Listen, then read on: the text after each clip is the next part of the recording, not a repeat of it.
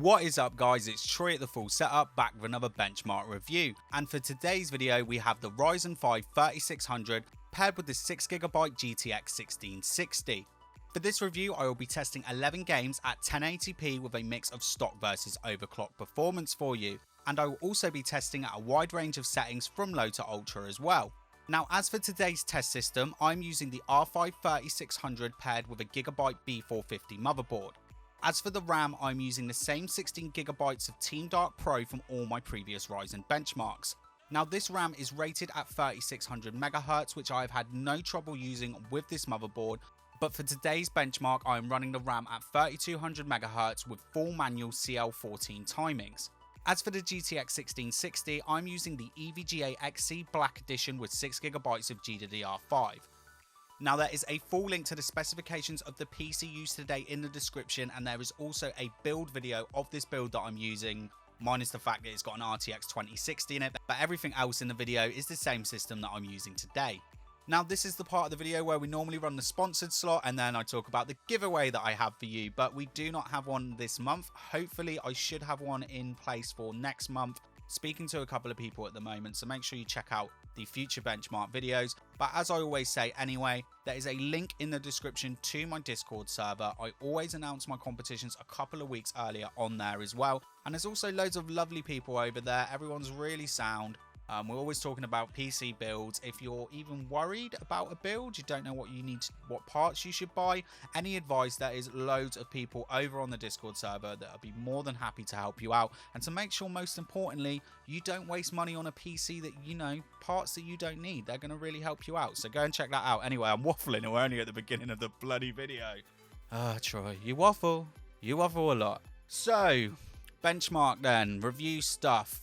Point of note to mention, now in the last video I showed you that my CPU was mostly pegged at 4.2 GHz, so we're going to do the stock versus overclock performance for you in a minute. So we only had 100 MHz of overclocking headroom. Now since then I've updated my BIOS. I've updated the BIOS to the latest version as of making this video. It should be highlighted on screen. Now, I know there was a few problems people were raising about certain Ryzen BIOSes, so that's why this video is a little bit late, because I decided to rerun some of my scores with the RTX 2060 to make sure there wasn't really a big difference. And one thing you're going to notice throughout this benchmark is still, because I'm keeping the CPU rather cool, because I have a 240 liquid cooler on it, which is a little bit overkill for this CPU. For the most, you will see it at 4.2 GHz, but you will see it dip down a little bit now. It should be running at, you know, that 4.125 to 4.175 that the processor is supposed to run at. Now, I did do some rescores, as I mentioned, with the RTX 2060, and yes, some of them might have had 1 FPS less because my CPU is running a little bit less now, but it really is margin of error stuff, and there isn't a huge amount of overclocking potential. Now, as for the graphics card, this GTX 1660 isn't a overclocked edition, so I was able to add 150 MHz to the core, but I recommend you start between 75 and 100 MHz and work your way up. Now, one thing I know with Nvidia graphics cards that use GDDR5, because I've been testing them for a good few years now, is that near enough all of you should be able to add 500 MHz to the memory. But again, I would suggest starting at 350 MHz and work your way up. Now, you may be able to overclock your GTX 1660 a little bit more. I always just like to keep it at an overclock that you can all achieve. You know, I don't want to be giving you all blue screens of deaths. And again, I'm waffling. Stop waffling. Benchmarks, Troy. Benchmarks. Forget where you're at. We're at benchmarks. So, starting off with Shadow of the Tomb Raider then. Now, we're running at Ultra with TAA enabled. Now, when we have the Ryzen 3600 and the GTX 1660 all stock, we have a minimum of 57 and an average of 75 frames per second.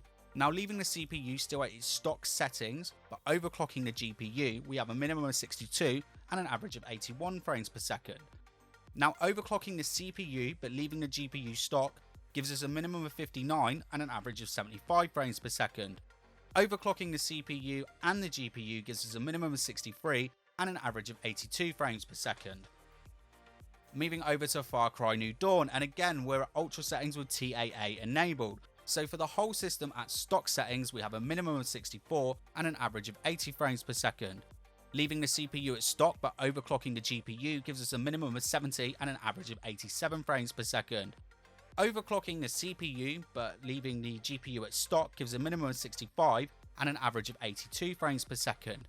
Now overclocking the CPU and the GPU gives us a minimum of 70 and an average of 87 frames per second. Now, as you can see there isn't really some massive headroom from overclocking. You're not really going to get a lot from overclocking the CPU. If you're not sort of sitting around 4.2 gigahertz, if you're around the 4 gigahertz mark, which is what I get when I'm under full load, something like IDA 64, when I'm running IDA 64, we're at 4 gigs. But in gaming, even with the new BIOS, which is running the CPU as it should be doing, just under 4.2 gigahertz, you might not be getting that with a stock cooler. You might be getting it a little bit less. I would recommend that you enable Precision Boost Overdrive if you're not, and you might need to replace your cooler. The box coolers have always been very good with Ryzen, but on this generation, they are pushing the limit of those box coolers. But again, don't get something silly like I've got. You don't need a 240 AIO. Sorry, Deepcool, you sent it out. I know it looks fancy, but you don't need it. Something simple, $25 to $30 box cooler, something like the Arctic Freezer 34 esports thingy-mabob that I use, you know, the nice one that comes in like black, red and yellow, or, you know, obviously something like a Hyper 212 is all you need. But I would probably just leave the system at stock. But as you can see on screen, we're still running the GPU overclocked, and that is because we are going to be focusing purely on gameplay footage. And as I say in all my videos, because I'm using Nvidia Shadow to screen record, that's losing me anywhere between about 3 and 6 frames per second. And we know that the graphics card is gaining me with the overclock sort of 3 and 5 frames per second. So it sort of just cancels each other out. So what you're going to see on screen here is pretty much what you would get if you were running the whole system at stock settings. Now, I've also decided for all my benchmark reviews going forward that this middle gaming bit of footage, I'm just going to let the gameplay run.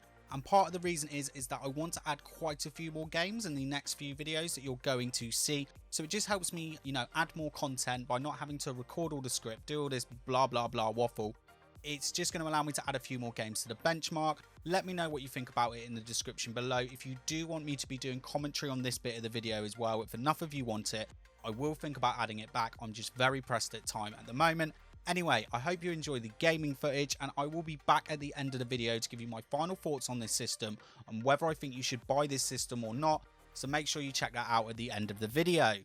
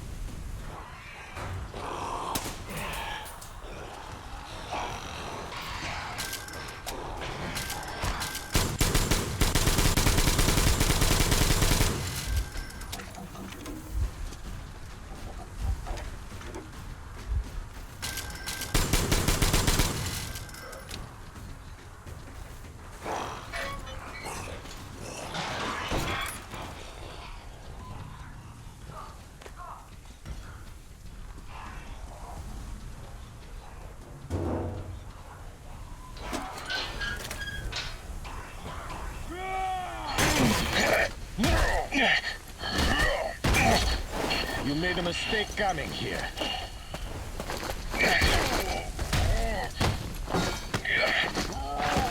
I surrender!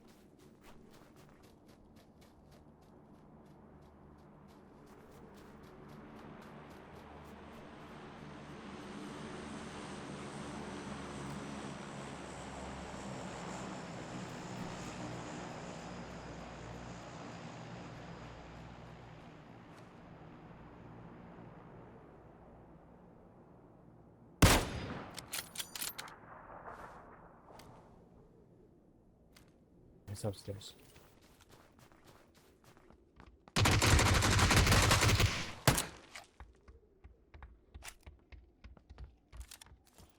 $85. Two more.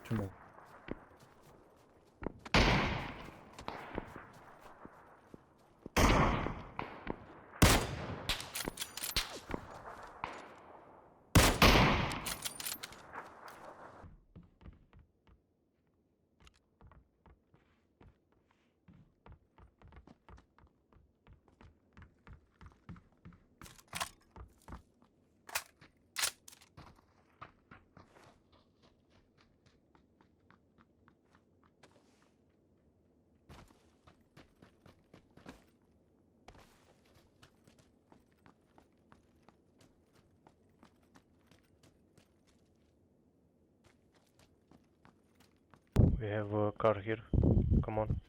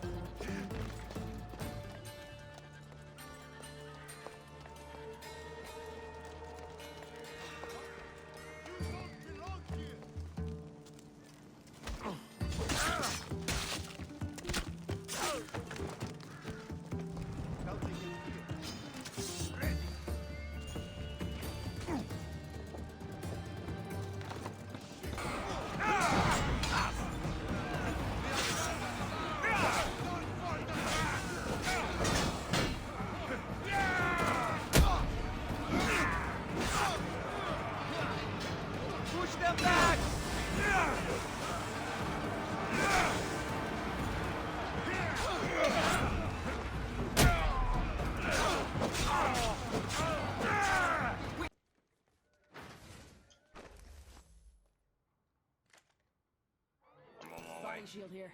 Level 2. You need one if you don't have it. I need to help up.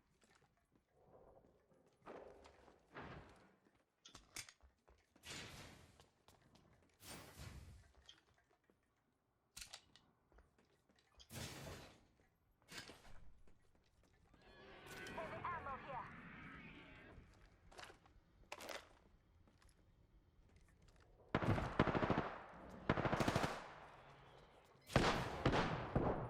No, it's me shooting at a creature. Heavy ammo here.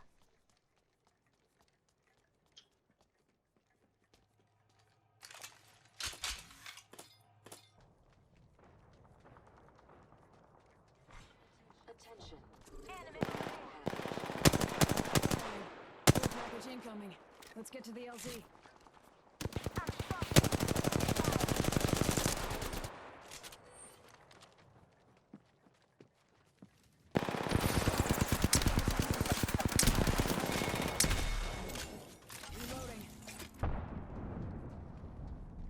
Contact with enemy. Contact with target.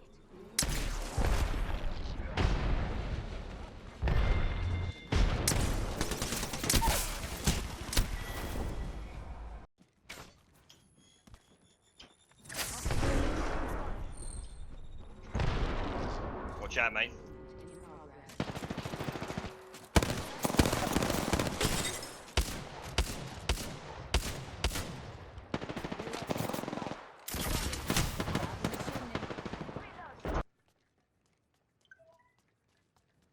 one that I see.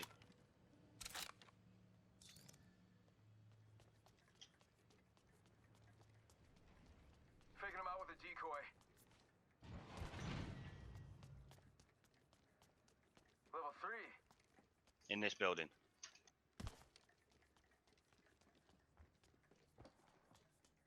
People are here. Contact. Might be something good this way. Listen up, I'm getting shot at. Sending out my decoy. Shot fire. And there's his mate. Just get heads up, we've got an airstrike coming. Reloading. Heads down. Airstrike danger close.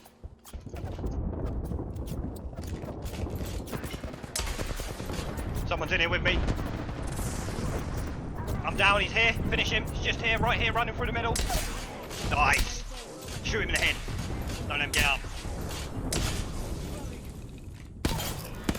Nice, grab me.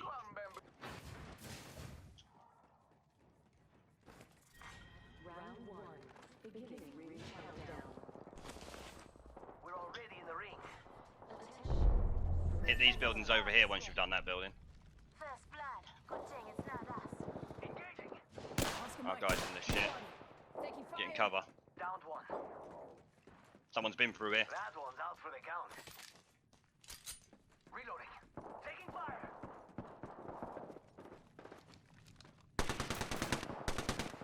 One guy coming through here.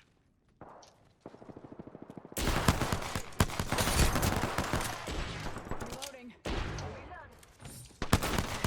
Get wrecked. Reloading. So there was the benchmark reviews then, and as you can see, the Ryzen 3600 and the GTX 1660 are a fabulous pair together, but I don't think that you should buy either of them.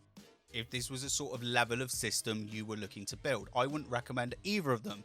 And I know you're going to get triggered here, right? Everyone's going to be like, AMD fanboys, what do you mean? Ryzen 3000 is the best thing ever.